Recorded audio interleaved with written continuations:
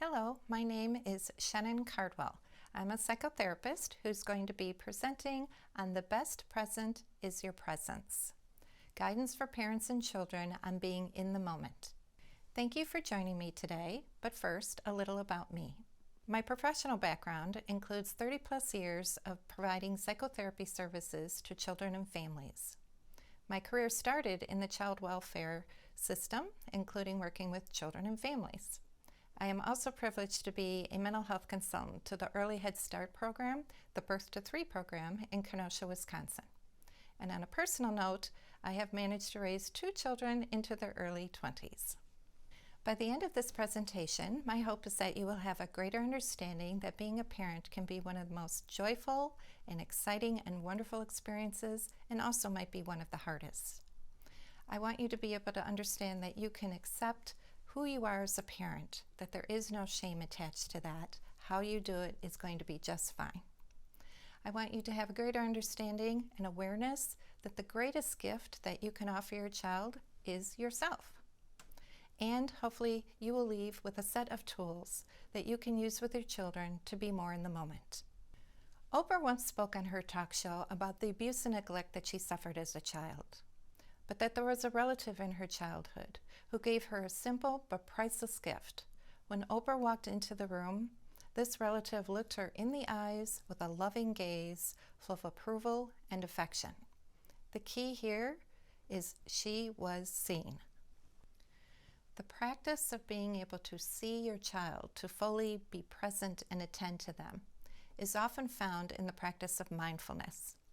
Mindfulness is, according to the Oxford Languages, the quality or state of being conscious or aware of something, and a mental state achieved by focusing one's awareness on the present moment. It's important to remember that this is an active process. It's not something that you can constantly stay in. It is something that it's entirely okay to go in and out of your different degree of awareness in mindfulness. As a parent or caregiver, this paying attention with a purpose, and I want you to remember that phrase because we're going to revisit it again later, but paying attention with a purpose to your child builds attachment, safety, bonding, and esteem. Being present emotionally and physically is key to parenting and caretaking. Now, there are, of course, things that interfere with our ability to be present. Some of these would be busyness, overscheduling, at odds schedules, multitasking, not listening, worrying, work, illness, or other stressors. There can also be distractions, such as your phone or other electronics and devices, entertainment, games, or even other people. The noise of these interferences or distractions may contribute to attention deficits, changes in brain development, difficulty self-soothing, and increased anxiety. The absence of a parent or a caregiver's emotional presence may contribute to insecurity, anxiety, low self-esteem, or negative attention seeking and acting out. Now, I want to emphasize that just because I just listed all of these items that are the things that could go wrong or the negative consequences of not being present, there is no one way to do this. And it is your intention and your effort that counts just as much as knowing how to actually do these things. But our goal is to have our children be both seen and heard.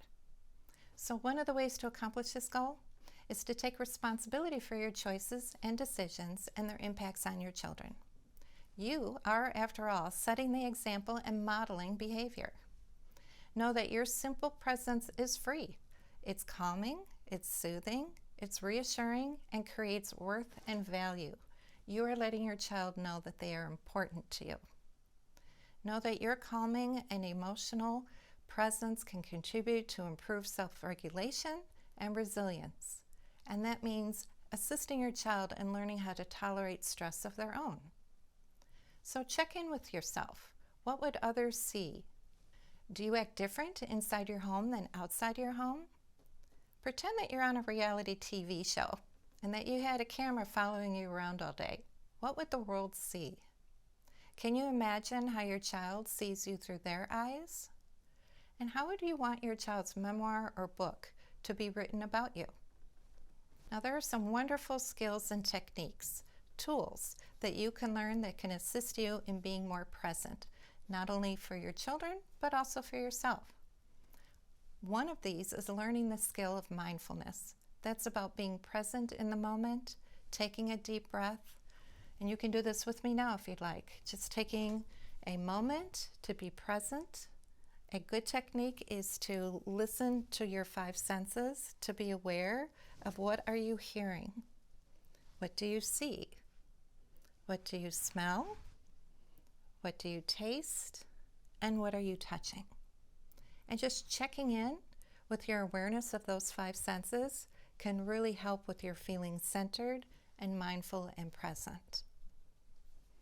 Another technique for calming us down is what we call the 4x4x4 breathing. And you can join me in this as well. So we start by what I like to teach the kids that I work with. Taking in a breath, always through the nose, is to sniff the flowers.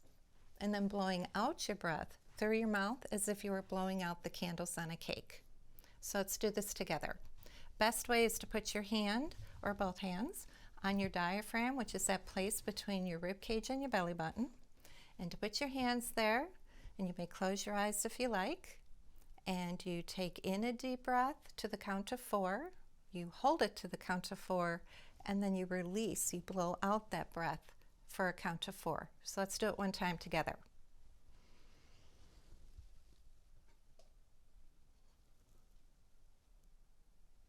Another way to gauge how you are doing with that is to put your hand on your diaphragm, which is that space between your chest, your rib cage, and your belly button.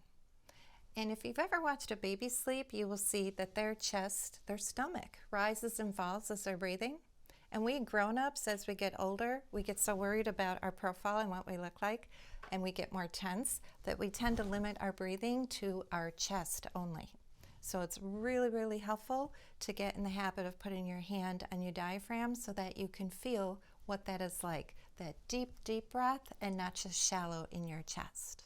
So I hope that was helpful to take a moment to kind of do that 4x4x4 breathing. Another wonderful technique is what we call muscle relaxation. And this can have a number of varieties. You can do this in the car, you can do this while you're sitting in a chair at any time. And actually no one else would need to know that you're doing it. So with this, you're focusing on what your different muscle groups are doing. Most people like to start at the bottom with their feet. It's very simple. You simply tighten up that muscle group at your feet, and then you hold it to a count of 4, and then you let go. And you can do this along with me as well. Again, start with your feet, tighten them up, count to 4, 2, 3, 4, and then let go. And you can move up each of the muscle groups. And then at the end, you take all your muscle groups, you scrunch up from your face, curl up your toes, tighten up your chest and your arms, and you tighten up all your muscle groups all at the same time to a count of 4, and then you shake it out. And that is a really nice way to kind of help calm your system. Another technique that's very helpful in learning how to be present and centered is what we call visualization. And that is where you can close your eyes and you picture where you might be in another place. Some people like to put themselves on a warm, sandy beach. Others like to be out in the woods and the trees and the wind blowing. Whatever it is that's your happy place, your favorite place, just picture yourself there. You can go there now if you like. Just take one moment, kind of picture where you'd like to be, where your happy place is. And a good technique is to think of it as use all 5 senses to check in with your location. So if you're on a warm sandy beach, you can smell the salt air, you can feel the warm sun, you can taste maybe a nice little umbrella drink. All those different parts of your senses, tune into those and help calm yourself. And then finally we have meditation, which of course is probably most closely tied into the concept of mindfulness. And meditation takes many different forms. We won't do that here today together, but there are many different opportunities from online programs as in-person classes and things that you can do to practice meditation. But just keep in mind, meditation is not an all on or on off. It is something that you can come in and out of focusing on things in your mind's eye. It is not a right or a wrong. So there are also some practical exercises that you can engage in and work on in support of being present with your children. One of those I like to use is to view the family as a family business. In other words, just like a family business needs to have those who run the boardroom and those who organize, everyone needs to know what their role is and what their responsibilities are. So if you create a family mission statement, you identify what your goal is as a family, and then you create a family business values and beliefs. You can make a list of the things that are important to you as a family.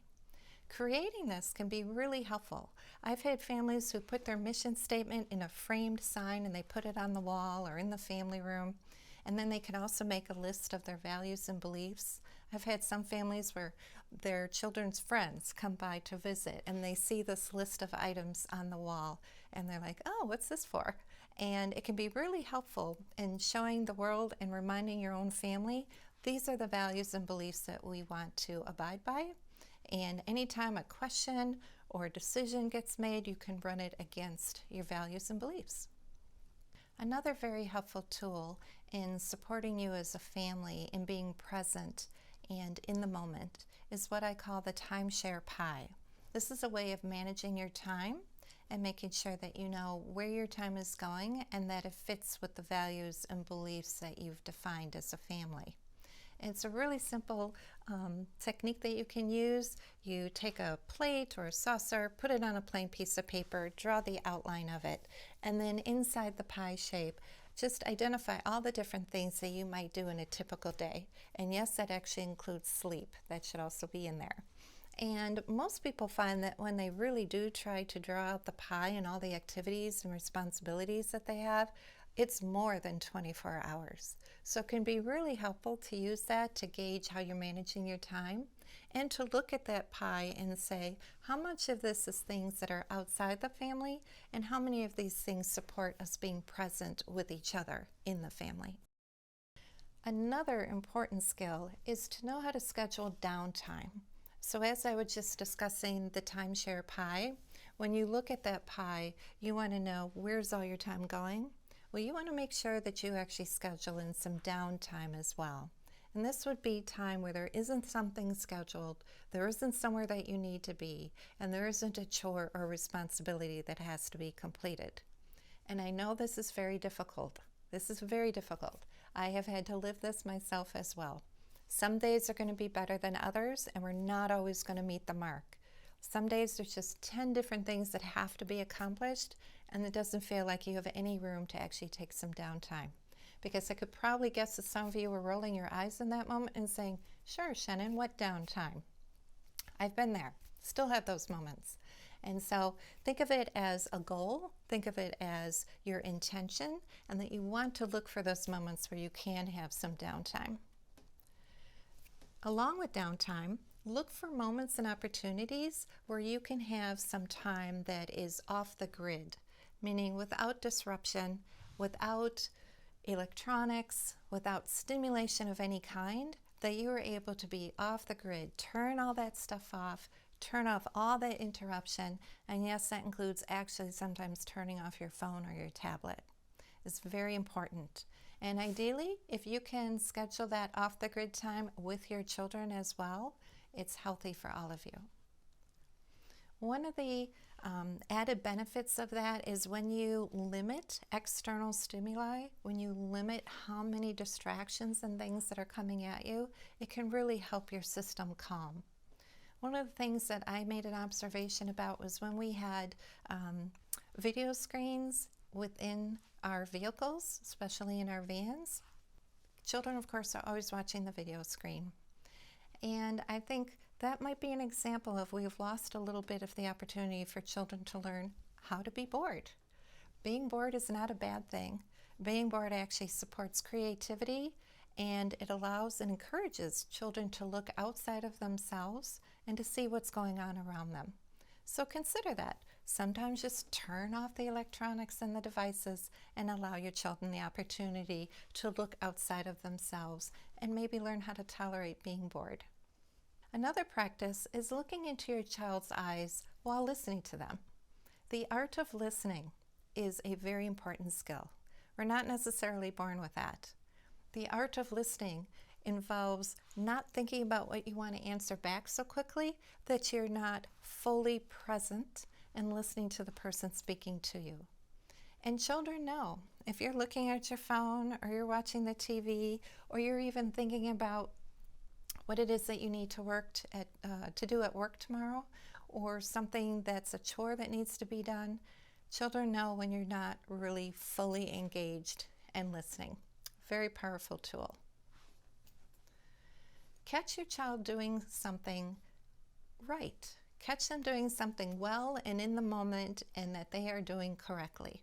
Sometimes we're rushing around so often that the things that catch our attention are the things that probably are going to get them into some trouble. So it's important to realize that even in our very busy lives, it's important to recognize when they're doing something right and to catch them in the act of doing something well. And finally, another good tip, engage in what I call side-by-side play and activities. Experiences are so much more important than a passive activity. Going outside and walking, riding your bikes, doing things that are physically based are incredibly important. And just what we call parallel play, being able to do something with your child side by side alongside them, can be incredibly powerful. So our goal here today with this presentation is to hopefully show you the importance of paying attention on purpose. Not just paying attention when our kids are doing something they're not supposed to be, or when they're acting out or they're having a bad moment, but learning to pay attention to them on purpose when they know that they have our full attention, that we are fully present with them, we hear them, and we see them. And of course, I want to finish by adding and reminding that even though I've given you all these tips and ideas and skills and things to practice, if you do none of these, that's okay too. Who you are as a parent is your best intention, and some days are going to go better than other days. Simply being present and being there for your child doesn't mean that you're always going to get it right, and that's okay too. So thank you for joining me in listening to this presentation.